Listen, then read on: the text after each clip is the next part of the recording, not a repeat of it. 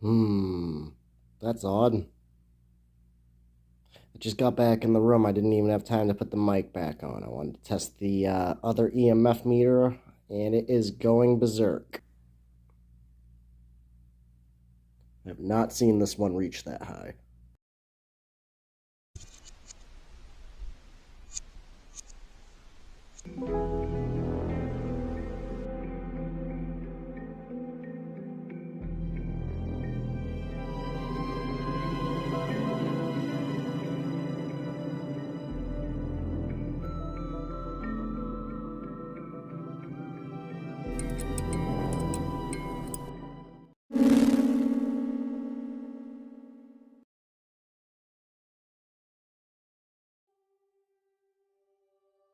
Hi everyone, welcome back to another episode of Soul Survivor, a show where we investigate supposedly haunted areas as well as attempt to stay the night. As always, I'm your host, James, and today we are in the historic district of Deerfield, Massachusetts, a town with a rich and sometimes dark history. Settled in 1673, Deerfield was built along the Connecticut River Valley, with colonists at the time forcibly expelling the Native American tribe of Pecumtuck up into Canada, which would lead to extreme retaliation over the next several decades. One such case would be that of the well-known Deerfield Massacre of 1704, where a joint group of French and Native Americans would attack the settlement, razing most of the town as well as killing 56 colonists, 48 of which would be buried in a mass grave. But as interesting as the old Albany Cemetery is, I won't be performing my overnight stay here. No, for the first time in this series, we'll be staying inside tonight.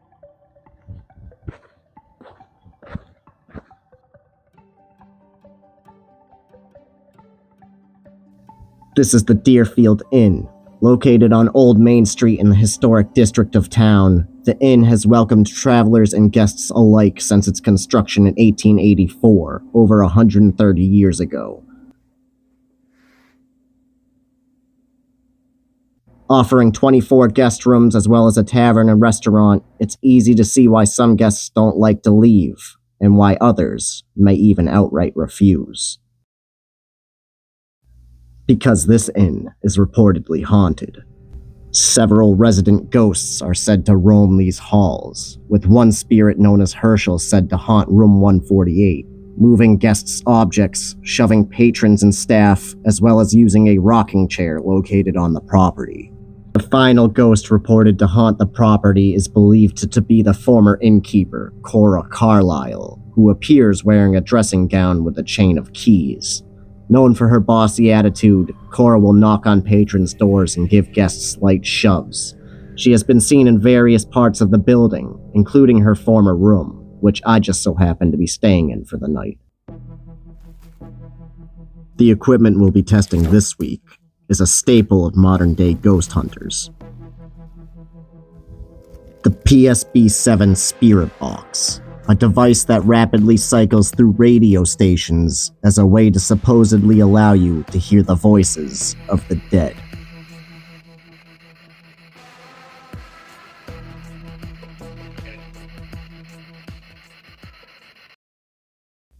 Now that everything's ready, it's time to check in and check out the room.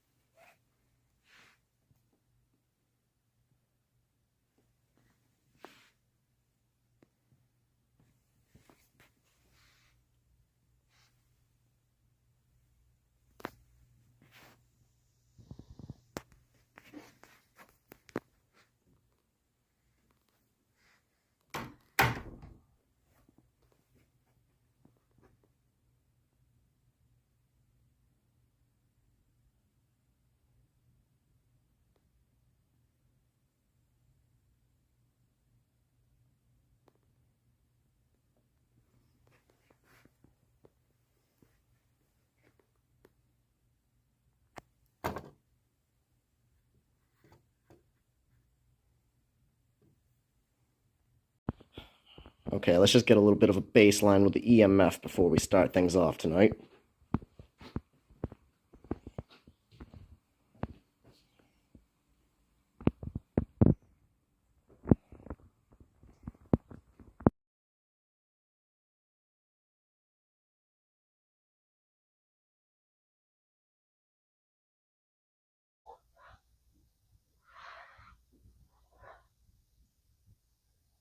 All right, let's start setting everything up for the night.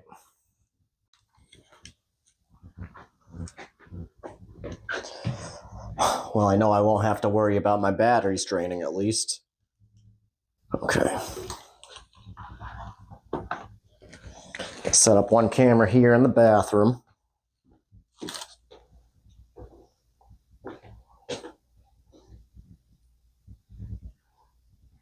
Facing out.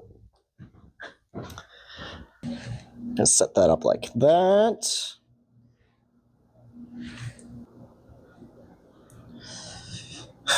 And we'll give the motion sensors we used in Pine Grove another shot tonight.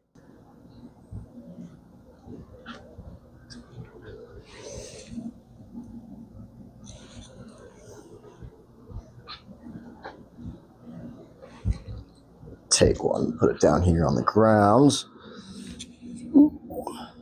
Right there.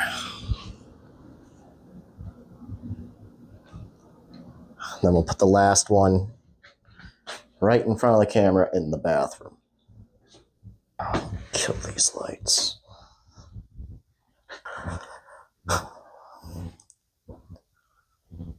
Okay, Miss Carlyle, my name is James. I have not been able to formally introduce myself to you yet. I will be staying in your room for the night. I was hoping that we could have a slight meeting, or I'd be able to speak to you very shortly. As with everyone else, I feel the need to let you know that I cannot audibly hear you. If you are standing a foot away from me talking to me, I cannot hear you at the moment. I need you to speak into this device. It doesn't matter what you say. You can say anything you would like. I am going to leave it over here on the bedside table. I'll leave that there for you to speak into if you feel the need. I hope you will. I'm about to step out for a short time. Please feel free to say anything, touch any of the devices in the room that you would like. I'll be back shortly. Okay, we're going to let the night settle in a little more before we begin our investigation. I'm going to step out and hopefully the cameras capture something.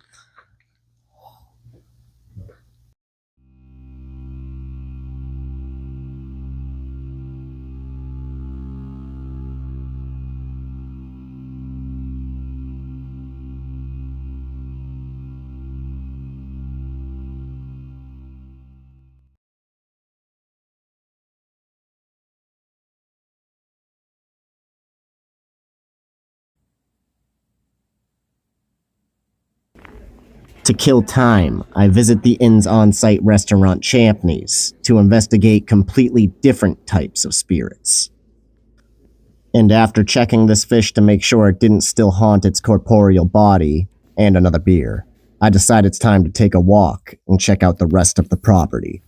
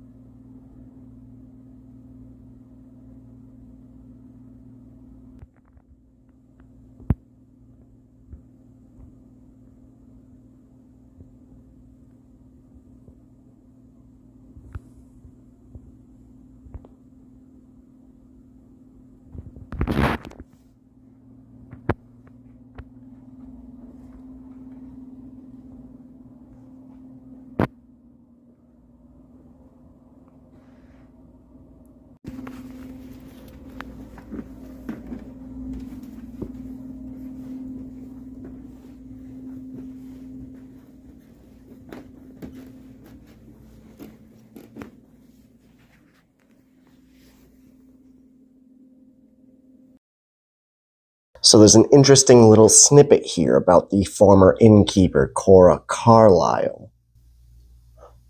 It states, the Deerfield Inn was a ramshackle summer hotel in the early 20th century when Cora owned it. She kept the old inn for the occasional overnight guest or summer traveler, but mostly it was a trolley stop, eatery, and gathering place. The blue and white embroidery group met and stitched here. Cora held seances, and after the death of her husband Arthur, made sure he continued to do the taxes with the help of a medium and a fat, hairy cat as his channeler. Cora sold and bought back the inn a couple of times, the last time being to Mr. and Mrs. Henry Flint of Greenwich, Connecticut, and it is now part of historic Deerfield.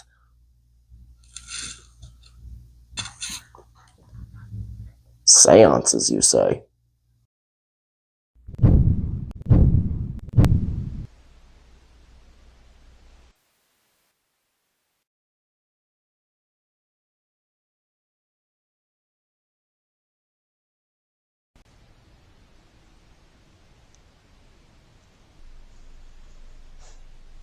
Okay, so before we begin, Miss Carlyle, I just want to let you know that you have a beautiful inn and you should be very proud of the staff and the way they maintain your establishment. Again, my name is James. Can you say James into the device in my hand?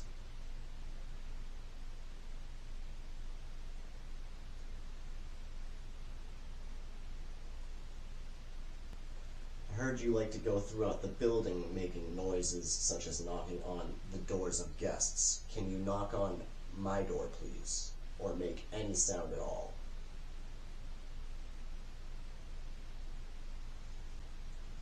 I read that you are interested in occultism and seances. I figure you would understand what I'm trying to accomplish here. You're on the receiving end of the seance now, though. Is there any spirit in this room with me? Please, make your presence known.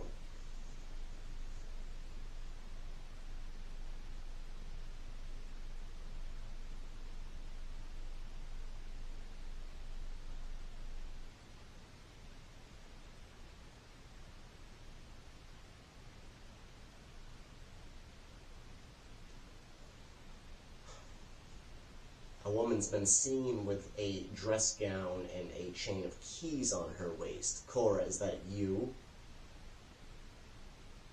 Can you manifest yourself in some way in front of me, please?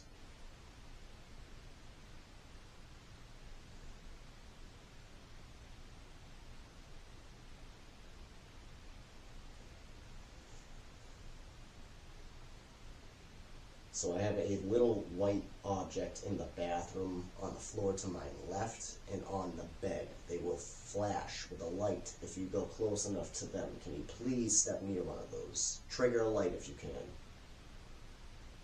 You have 3 options.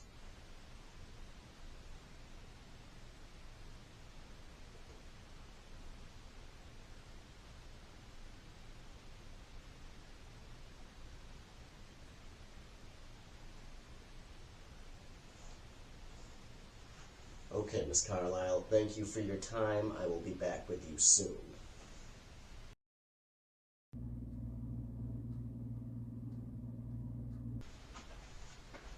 Guess it's time to test out the spirit box. Cora, we're gonna try this again. Our time is beginning to run thin tonight. I need you to make your presence known if you're here.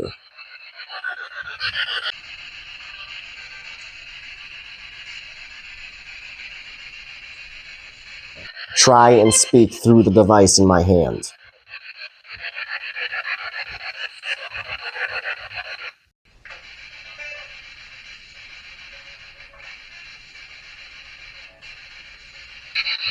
All our radio stations.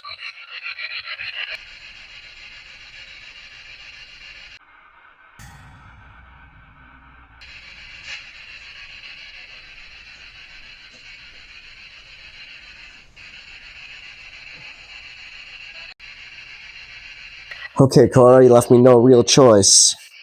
Uh-oh. The feet are up on the bed and the shoes are still on. How impolite and improper. I need you to tell me to stop. If you want my feet off the bed, you better make a light trigger. So I'll just lay here waiting.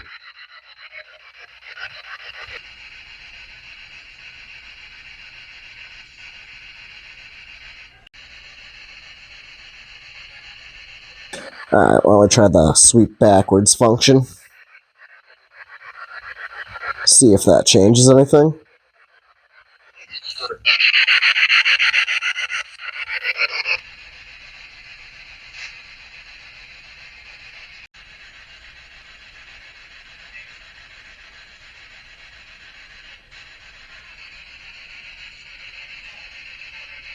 Come on, Cora, I need you to talk into one of these devices. You need to prove that you exist.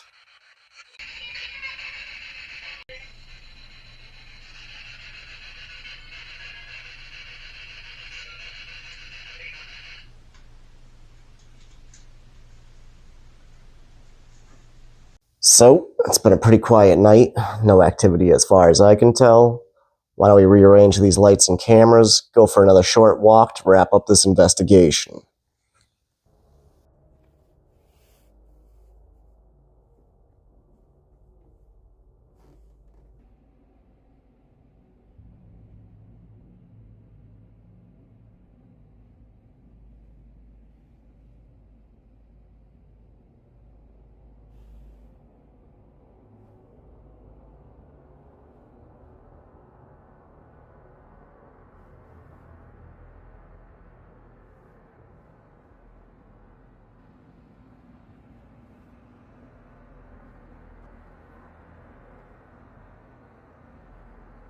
As the night draws to a close, I can't help but feel disappointed at the apparent lack of activity. Little did I know that was about to change. That's odd. I just got back in the room. I didn't even have time to put the mic back on. I wanted to test the other EMF meter, and it is going berserk.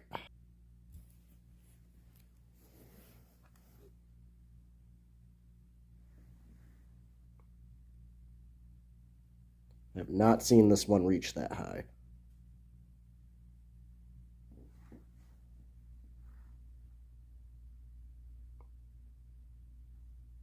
You'd think it would be the light. The other one gets triggered real easily that way.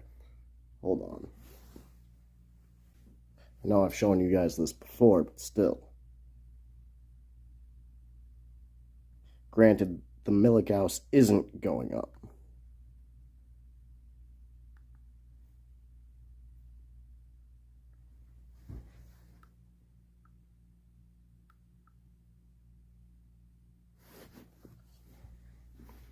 This one, though, doesn't even register it. Why the hell was I getting the 5?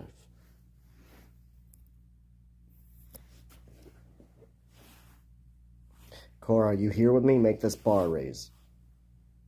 Touch that.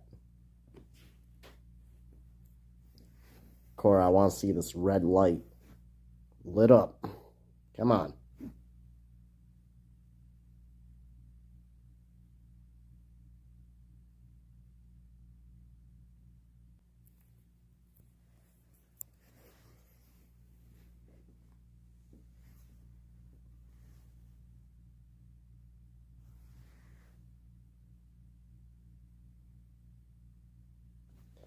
No, it's not doing it at all.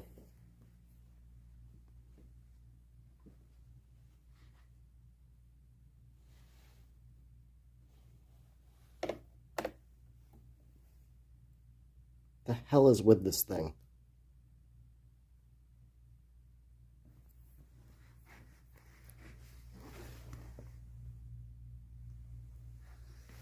And it just stops. I don't know if this drawer's open.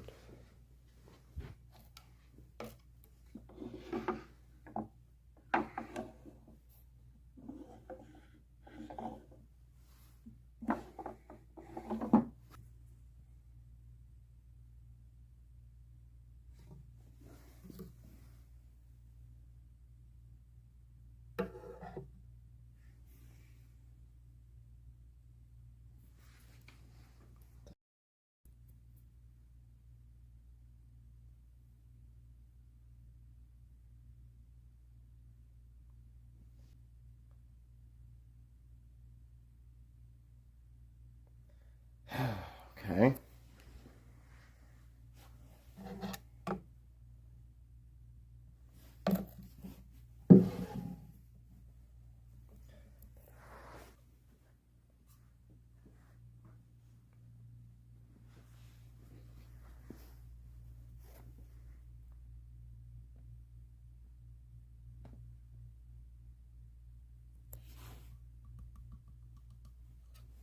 Like, it's not just me jostling the thing around. What the hell is with this thing?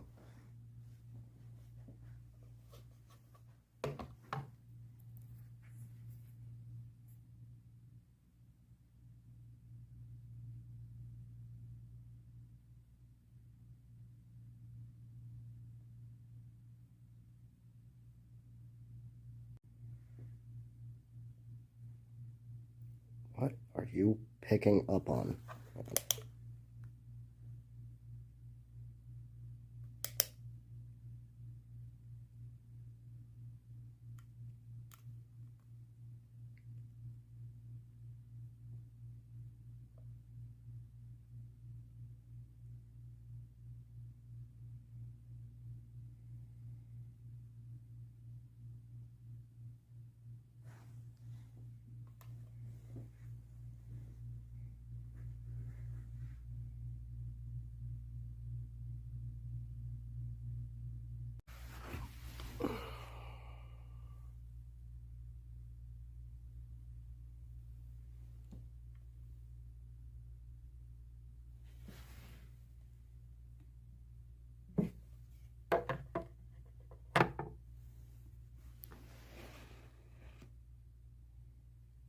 Well, just like that, it's done again.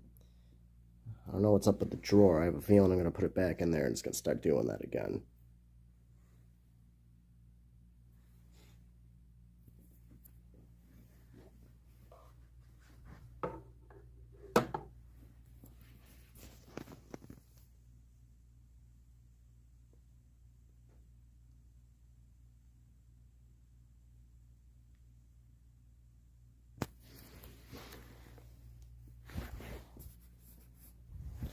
This folds out, I think. What's this? Just a little table.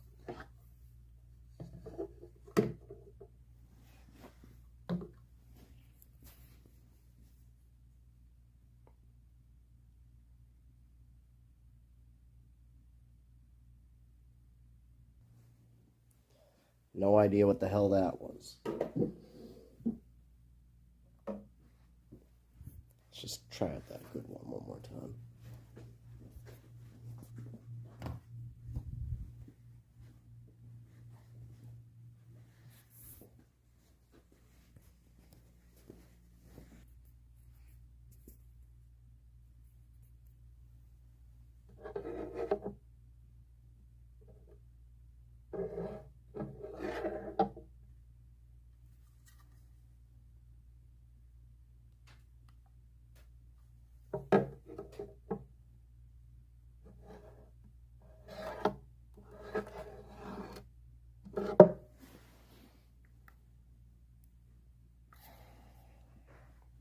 You know, after staying up all night in graveyards, camping out in the woods during thunderstorms, I think this is something I can get used to.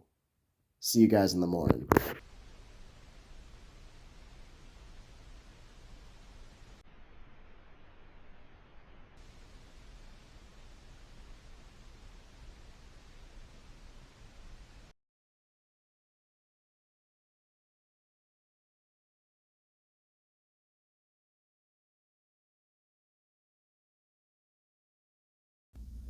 After a long and uneventful sleep, it's time to pack up my gear and head back home.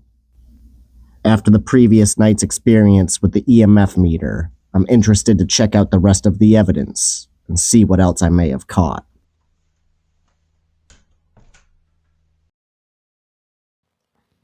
Okay, I have just finished reviewing all audio and video footage from my overnight stay at the Deerfield Inn, and I am ready to present the evidence that I have gathered for you tonight. We have a lot to go over, so let's just jump right into it. Unfortunately, once again, audio has failed to record anything strange. As expected, the PSB-7 Spirit Box failed to pick up on anything. I always doubted the credibility of these devices, as they seem to be more of a novelty for ghost hunters. Still, worth experimenting a bit more in the future with. And although the cameras failed to capture a motion sensor being triggered once throughout the night, I did happen to catch one thing on film. Actually, two. So the subject of orbs is a controversial one for me. Look, I'll be the first to say that something's just an out-of-focus piece of dust or a bug flying in close proximity to the camera lens. But the Deerfield Inn is a 4-star hotel. The housekeepers and staff do a fantastic job at keeping the inn immaculate. As far as I could tell, there wasn't one bit of dust throughout the entire room. Now, I'm not saying a random insect couldn't have made its way into the room at some point throughout the day or night. I just didn't see it once while I was in there. As a person skeptical of orbs, these are actually compelling pieces of evidence. And last but not least is the cheaper EMF meter. Every time I get a result through the EMF, it is through this cheaper model versus the more expensive one. It's interesting that locations with haunted reputations would garner better results through the EMF, which actually gives the device a bit of credibility. So why did I seemingly get a strong reading on the bed and then all of a sudden in the drawer next to the bed? I mean, knocking on doors, using a rocking chair, and being spotted in the hallways may be more indicative of a residual haunting versus an intelligent one.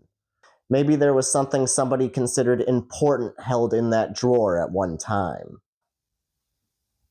Or why these supposed orbs seem to appear shortly before paranormal activity occurs. Maybe these residual hauntings are just energy locked inside the walls of establishments such as the Deerfield Inn, only to manifest themselves later as full-on apparitions or other paranormal activities. Okay, so now we're at the end of the night, and to answer that big question, do I think the Deerfield Inn is actually haunted? Well, with the anecdotal evidence combined with my personally gathered evidence, I would say there is a strong possibility, and that the inn definitely deserves further investigation in the future. If you're in the area looking for a great place to stay and maybe your own paranormal encounter, make sure to visit the Deerfield Inn. See you guys next time.